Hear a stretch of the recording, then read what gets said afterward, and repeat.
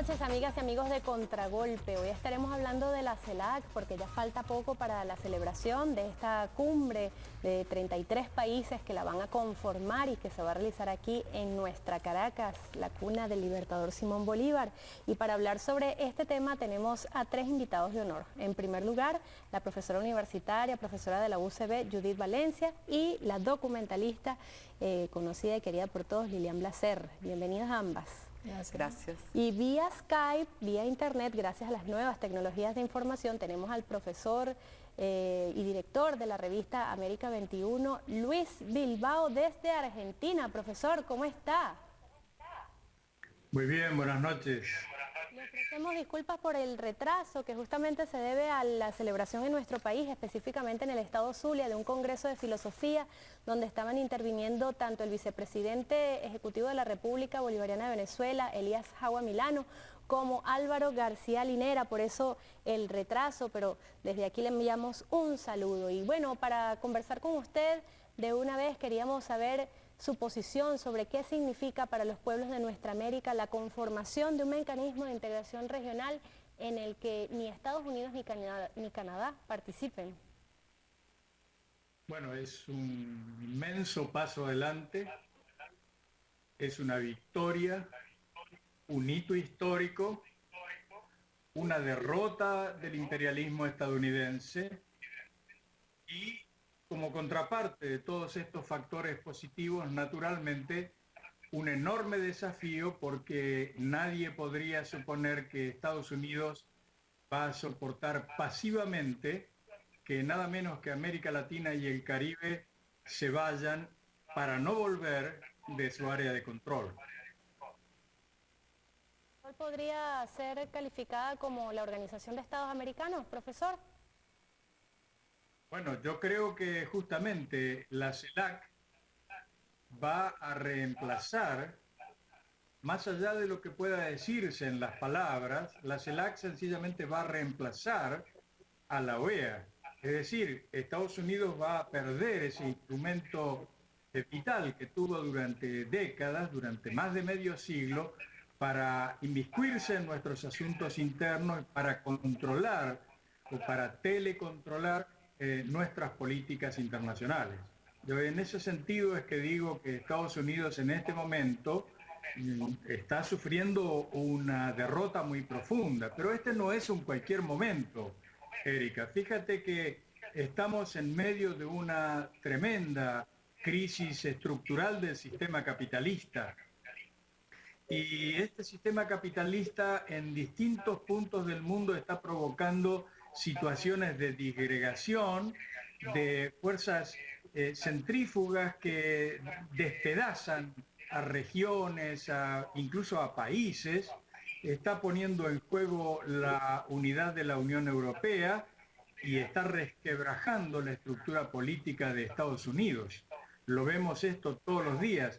Simultáneamente, en nuestra región se produce exactamente el fenómeno inverso, es decir, hay una fuerza que en lugar de separar, unifica, hay una convergencia de condiciones diversas, de direcciones políticas diversas, de ideologías diversas, que no están convergiendo por la voluntad de tal o cual presidente, sino por imperio de una fuerza muy poderosa que estructuralmente y históricamente empujada por las clases desposeídas de nuestro continente, empujan hacia la unificación. Esto entonces, en el marco de una profunda crisis del sistema capitalista internacional, es no solamente una alternativa verdadera, genuina para América Latina y el Caribe, sino que es un ejemplo que yo estoy seguro tendrá un poderosísimo efecto en todo el mundo, porque ni más ni menos lo que está presente en esta reunión que se va a realizar el 2 y el 3 de diciembre en Caracas es la potencia de una idea que en distintos niveles, en distintos grados y en distintos ritmos está caminando en toda América Latina. Y esto es la revolución, la independencia, la soberanía y el camino presentado precisamente como exclusividad en cualquier parte del mundo, es decir, no quiero decir que sea exclusivo en el sentido de que excluye, sino que en otros lugares no existe, que es la alternativa socialista para la crisis capitalista. Eso es lo que hay, claro que en un engranaje menor dentro del mecanismo enorme que es la CELAC, pero el ALBA es precisamente una alternativa, una propuesta socialista a la crisis del capitalismo. Esto es nada más y nada menos que lo que está tomando esta reunión fundacional de la CELAC. Ahora, profesor, aquí tenemos en el estudio a la profesora Judith Valencia también y a la documentalista Lilian Blaser. Quería conversar con usted sobre uno de los puntos de los cuales tocaba Luis Bilbao. Enseguida tiene que ver con aquella arremetida que podríamos esperar de los Estados Unidos de Norteamérica, tomando en cuenta ese poderío que siempre ha tenido sobre los países de la región. Ante la conformación del ALBA, vimos cómo hubo una arremetida casi de manera inmediata contra Honduras, donde lograron sacar al presidente José Manuel Zelaya. Lilian Blaser tuvo el desafortunado, digamos, oportunidad de estar allá. También vimos cómo se atentó contra Bolivia, contra Venezuela y más recientemente contra Ecuador. ¿Qué podríamos esperar los países de la región con la conformación de la CELAC? ¿Estamos en peligro? No comiences a asustarme. Fíjate, porque yo pienso que si de algo tiene positivo, tal como decía Luis Bilbao, es que es la recuperación de una derrota. O sea, fuimos derrotados cuando Bolívar lo planteó, antes de, bueno, desde 1815, 16, 17, 18 hasta el 26, ¿de acuerdo? Pero ya en 1823 la fuerza de las 13 colonias de Nueva Inglaterra que se habían independizado tenían fuerza suficiente como para dictar la doctrina Monroe, ¿de acuerdo? Ahora, esta recuperación va a reunificar, y va a reunificar un gran territorio, un inmenso territorio con todas sus riquezas y todos sus pobladores adentro, ¿de acuerdo? Y eso es algo que hay que celebrar. Hay que celebrarlo y hay que celebrar también que vamos a tener en un espacio, vamos a poder debatir diferentes posiciones y los pueblos van a ver el debate entre sus gobernantes de Estado, van a ver el debate y el debate genera conciencia, ¿de acuerdo? Y muestra dónde están las diferencias, ¿de acuerdo? Y muestra también las voluntades políticas. Entonces, ese elemento es bien importante. Tú decías que hubo una inmensa arremetida cuando el ALBA arremetió, y es cierto. O sea, si uno hace una revisión de la ofensiva del imperio, después de dos hechos importantes, porque no fue solamente la aparición del ALBA de Venezuela y Cuba en el 2004, sino también la unión de Venezuela con los 4 Mercosur en el 2005, cuando Mar del Plata. Es decir, cuando se vieron las diferencias en las posiciones, exactamente, ¿de acuerdo? Entonces, si nosotros hacemos un recorrido desde el 2005 hasta el 2008, nosotros vamos a ver una cantidad de avances, de triunfos, dentro de la contradicción de la revolución. Ahorita veíamos la conferencia que estaba dictando García Linera, el vicepresidente de Bolivia, y él hablaba de 4 inmensas contradicciones y que vivíamos en contradicción y que había que caminar dentro de esa contradicción, y eso es cierto, ¿de acuerdo? Pero desde el 2005 hasta el 2007 podemos decir, oye, que avanza la revolución y avanza por este territorio y camina por este territorio. Pero después en el 2008 viene una arremetida política del imperio y esa arremetida política del imperio justamente se expresa cuando el ALBA al interior de UNASUR muestra su significativa importancia. De acuerdo, ALBA al interior de UNASUR. ¿Por qué digo ALBA al interior de UNASUR y ALBA al interior del grupo de Río también? Tenemos que recordar aquel 1 de marzo del 2008, cuando Colombia ataca Ecuador. a Ecuador, y tenemos que recordar también aquel terrible 11 de septiembre cuando la masacre de Pando en Bolivia. ¿Qué va a pasar? Va a pasar que UNASUR, teniendo en su seno al ALBA, de acuerdo, va a generar un debate a viva voz, y ese debate a viva voz va a ser muestra de la fortaleza de UNASUR como instancia también. ¿Qué garantías hay, Lilian, desde el punto de vista comunicacional y también para luego consultarle al profesor Luis Bilbao, de que ese debate sea transmitido en todos los pueblos de nuestra América, específicamente los 33 países, incluso a través de Telesur más allá, pero que los medios de difusión realmente se comprometan con la verdad para que todos los pueblos puedan tomar sus propias opiniones sobre ese debate político que se va a dar allí? Claro, no te puedo hablar de la garantía porque no sé qué va a pasar en cada país, ¿no? Ahora, a la primera pregunta que tú hacías, creo que es mucho más difícil atacar a prácticamente un continente que atacar un país uno por uno como Honduras. Por eso, cuando no se aceptó el Tratado de Libre Comercio Internacional, ellos fueron país por país haciendo pequeños tratados para ir quebrando parte por parte. Los alquitas, que decía el presidente, los alquitas.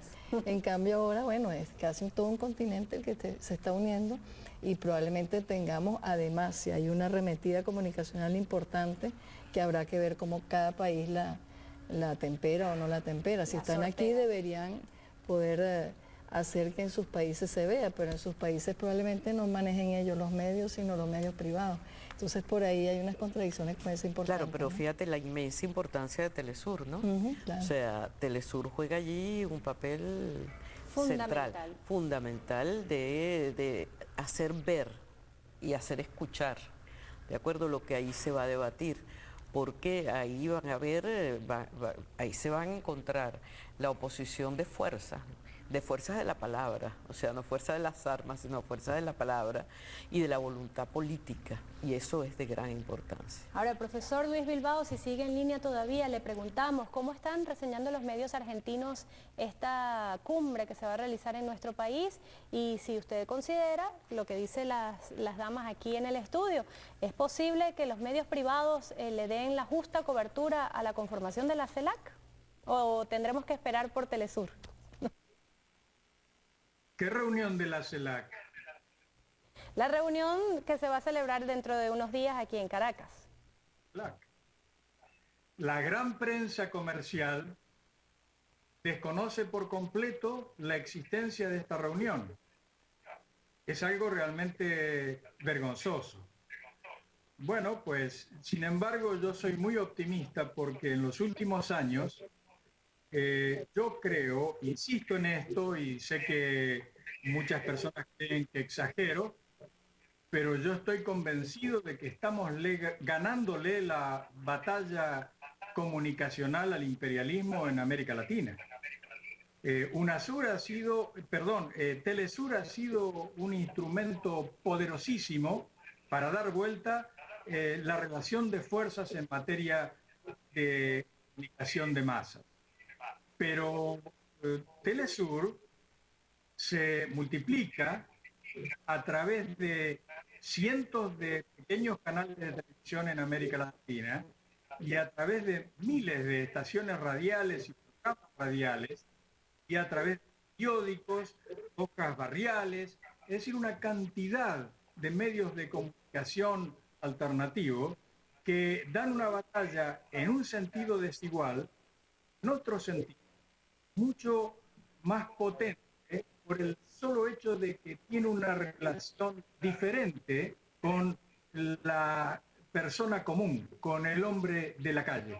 Y en ese sentido yo creo que si bien en este caso particular los medios de Argentina boicotean absolutamente en materia informativa la reunión de la CELAC, nadie que sencillamente se limite a leer los grandes diarios de Argentina sabe que hay una reunión, mucho menos qué significado tiene esa reunión. Sin embargo, yo soy muy, muy optimista.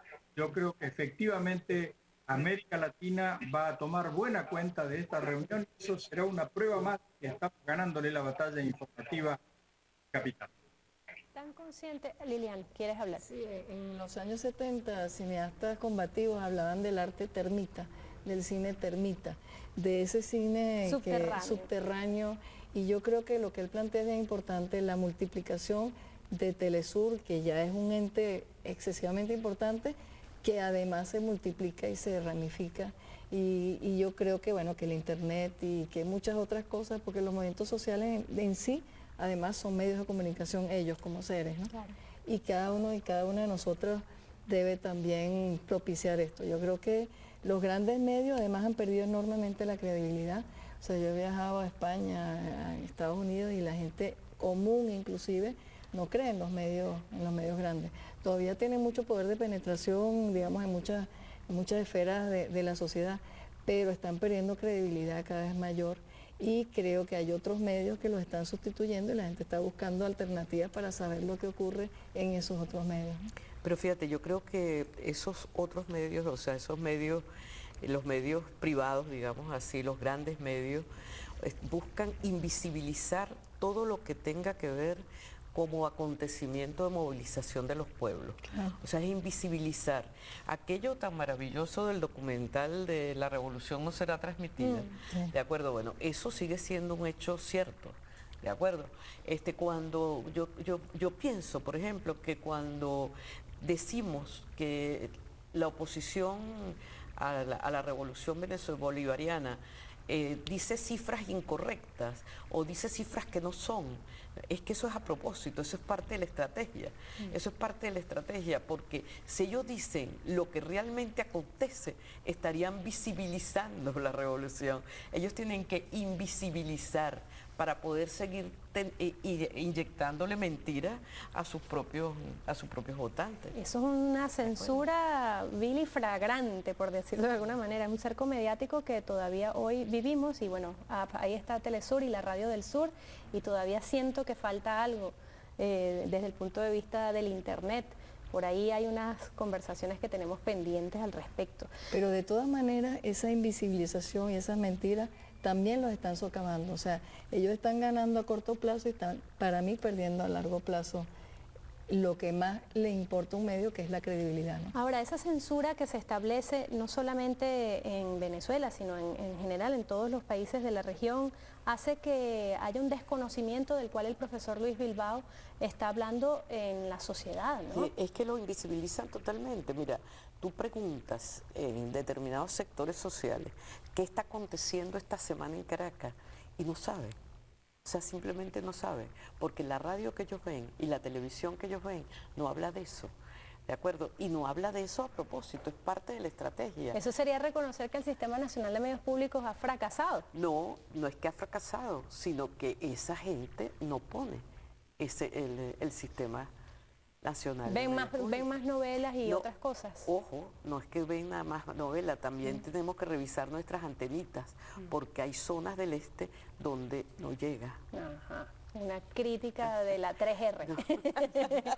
Mire, profesora, tenemos todavía en línea al profesor Luis Bilbao.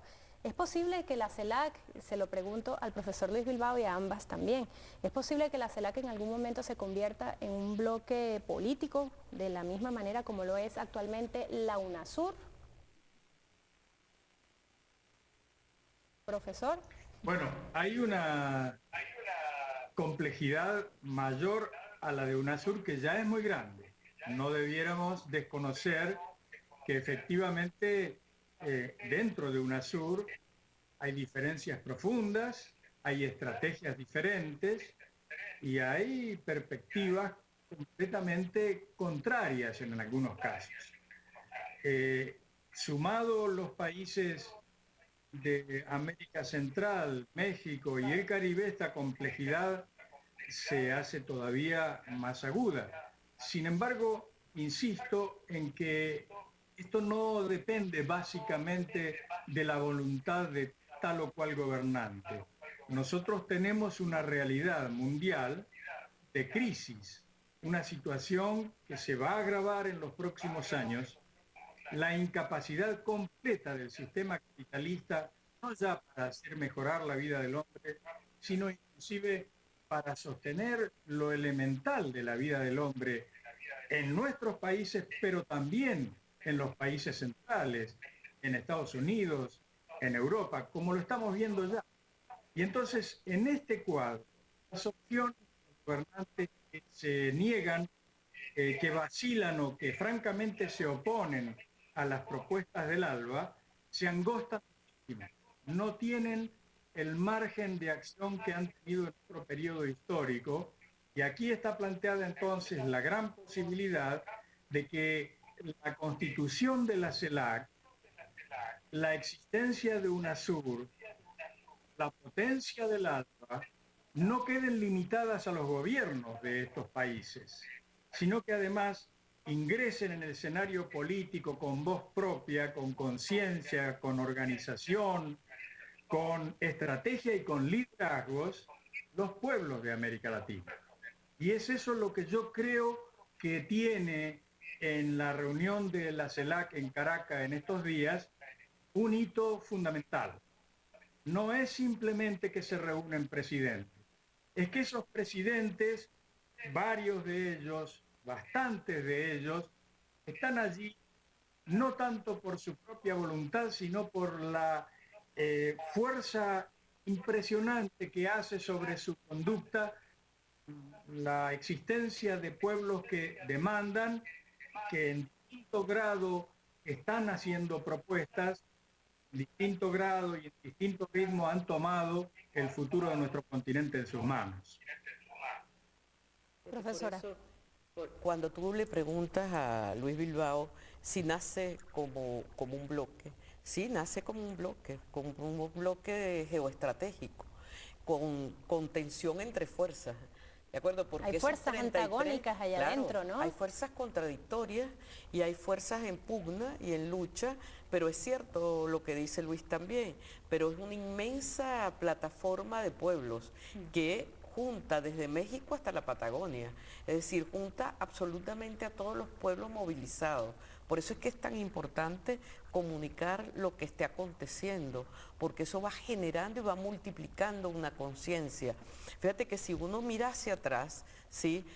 En el 1998 llega Chávez, pero en el 2005 se mueve Argentina, en el 2004 se mueve Uruguay, después en el 2005 se va a mover Bolivia, 2006-2007 se va a sumar Ecuador, o sea, que fíjate que año a año, al tú visibilizar lo que es el debate consciente de la participación de los pueblos, oye, van eligiendo gobiernos de Estado que tienen voluntad política, tal como dice Luis.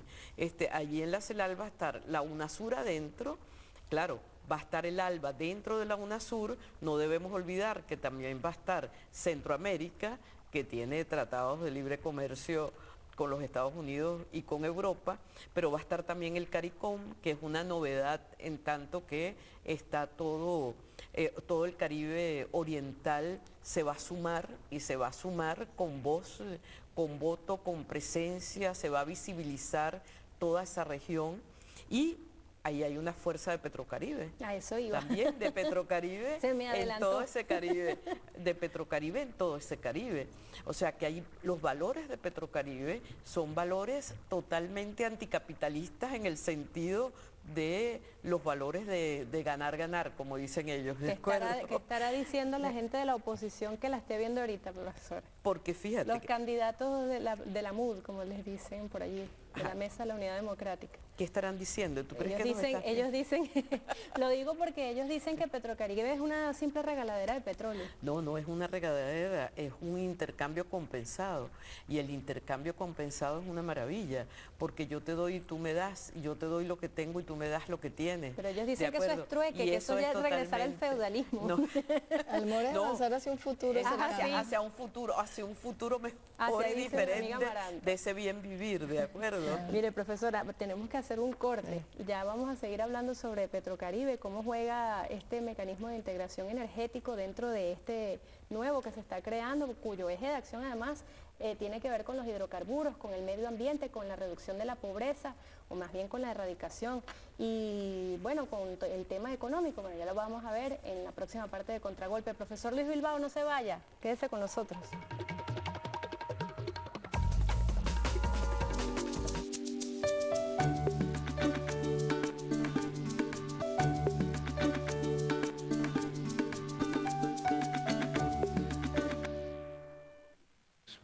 Usted sabe que la integración de todo el continente es algo que nos interesa a todos.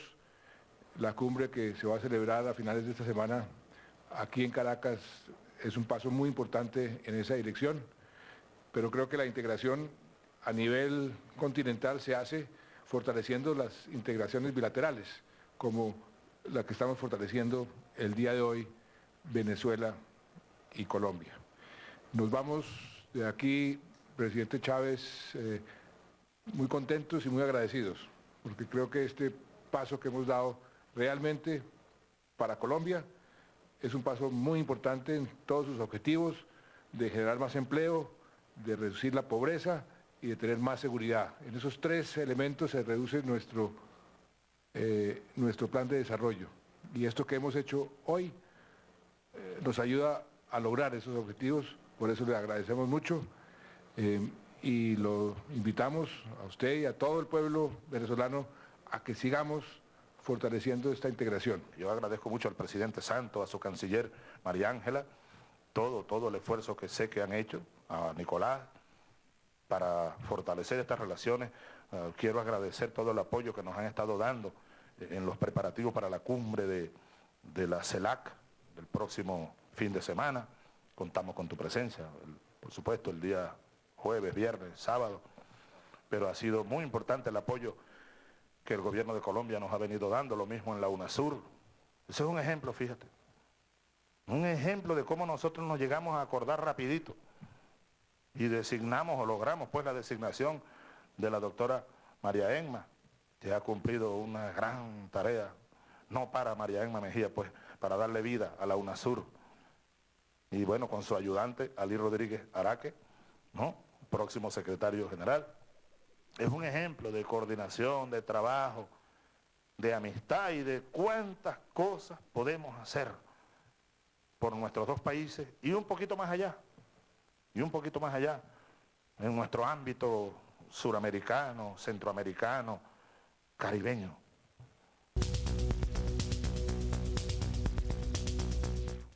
Bueno, por ahí dice mi amiga María Alejandra Aguirre que las mejores entrevistas se hacen fuera de cámara. Ojalá que eso no sea así de aquí en adelante, porque es que acá ha estado hablando la profesora Judith Valencia sobre la conformación de la CELAC y dice que no es un nacimiento, ¿cómo fue que me dijo? Que no estaba virgen la CELAC, que ya está embarazada la CELAC. ¿Cómo es eso, profesora? Está preñada. No, pero fíjate, está preñada de cosas buenas y está preñada de cosas malas. Ajá. De cosas malas no, yo no diría que son malas, porque no hay bien y mal, no, sino de contradicciones en su interior. Pero las cosas buenas es la presencia de UNASUR, la presencia de Petrocaribe, la presencia de ese pequeñito activismo que es el ALBA en el seno tanto de Petrocaribe como de UNASUR, que siempre pondrá los problemas sobre la mesa y sobre él habría que hablar. Los temas sobre el tapete. Claro, los temas sobre el tapete.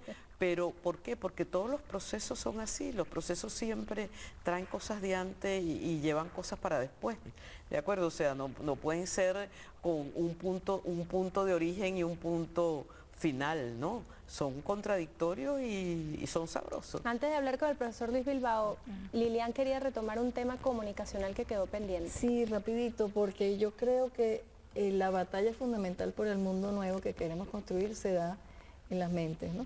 Y por lo tanto se tiene que dar en los medios de comunicación, en la comunicación en sí. Creo que la CELAC puede ser un medio de comunicación. Yo utilizo la palabra medio de comunicación ahorita con una extensión muy grande porque me parece que son demasiado necesarios la forma de llegarle a la gente en el mundo entero para que puedan por lo menos tener la posibilidad de tener las versiones nuestras en su mesa, pues, ¿no? Y entonces yo creo que la CELAC, si se maneja como pienso que se debería manejar, y creo que Judith está de acuerdo, con un pueblo adentro, con unos movimientos sociales actuantes adentro, es un enorme medio de comunicación que ya le va a llegar a la gente directamente. Es que esa es una de las cosas de las que está preñada y que tiene que estar preñada. De pueblo. Que es de pueblo. Claro. Vamos a escuchar al profesor Luis Bilbao sobre este tema. ¿Qué va a pasar con Puerto Rico? Se lo presenté o se lo pregunté aquí, profesor Luis Bilbao, al canciller de la República Bolivariana de Venezuela, Nicolás Maduro Moros, y me decía, bueno, que todavía estaba ese, digamos, ese debate, ¿no? Si hubiese la posibilidad incluso de que la silla estuviera libre, estaría allí representado algún movimiento independentista, como por ejemplo el movimiento independentista ostosiano. ¿Cuál cree usted que debe ser el tratamiento que se le dé a ese tema dentro de la CELAC, profesor? Bueno, mira, nosotros hace unos cuantos años fundamos el Foro de San Pablo, que es un foro de partidos de toda América Latina y el Caribe. Y allí siempre estuvo presente Puerto Rico, en la certeza, claro, de que Puerto Rico hoy está dominado por el imperialismo estadounidense y que su estructura política está subordinada a ese poder. Sin embargo, las instancias nuevas que se están creando, si no pueden darle directamente a voz, tienen que hacer, como ha señalado el canciller Maduro, dejar la silla vacía para nuestro hermano que más tarde o más temprano va a ocuparla. De eso no tengo la menor duda. Ocupar con el video de Calle 13.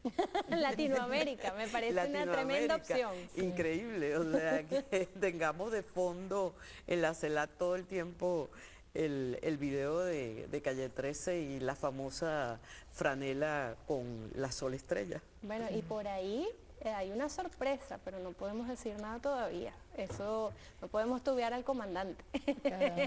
Pero en todo caso, ya nos queda un poco tiempo. Quería leer un poco las interrogantes que ustedes han planteado a nuestro panel de hoy, que ha sido de lujo. En primer lugar, @XEDJX, esos tweets con esos nombres raros. Buenas noches, ojalá se invite a un grupo de independentistas puertorriqueños en calidad de observadores a la cumbre de la CELAC. Al menos eso podría ser una solución, Cancillería, atención. También dice @Leidimar Rubia, saludos de Trujillo, felicitamos al comandante presidente Chávez por impulsar estos mecanismos de integración CELAC, Froilán Valera. Salceronato también vuelve a preguntar, es bueno preguntar si en la reunión de la CELAC habrá una silla vacía esperando por un Puerto Rico libre e independiente. Hay personas acá que agradecen la participación de ustedes en este programa. Bueno, una reflexión final porque nos quedan 3 minutos de programa.